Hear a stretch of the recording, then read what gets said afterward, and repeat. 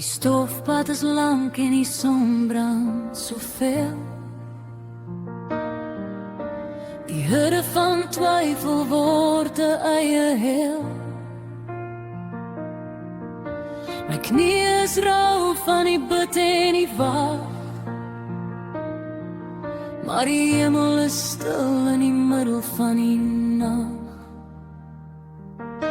Ek hou aan die Bybel, die blaaie is dun. Het is moeilik om op te staan as die vrese begin. Die wind waai die stof oor die droë landskap heen. Ek soek na 'n teken, ek soek na die reën. My siel is dors en my gees is so moeg. Ek probeer nog die land van my lewe omploeg, maar die grond is so kliphard, die voore is krom. Ek wonder wanneer die uitkoms gaan kom. O Here, wees asseblief hier by ons nou. Die pad is so dor en my hart is vol rou. Ek voel so verlore, die lig is so ver. Ek soek in die swart na 'n enkele ster.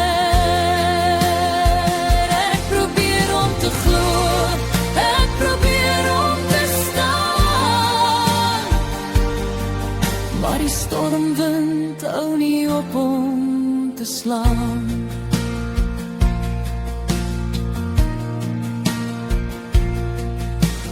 Hulle sê geloof is soos 'n mosterdsaad klein,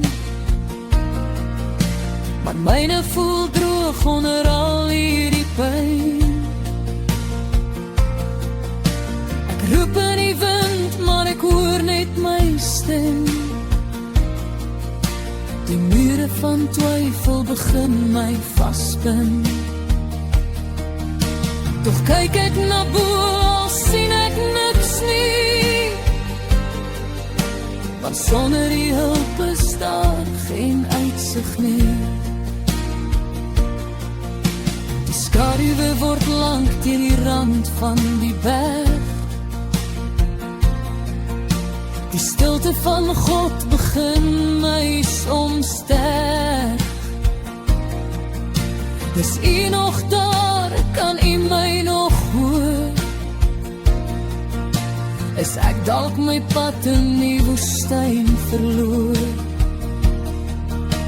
Ek draai my gesig na die warm aandlig en stuur na die hemel my laaste sug.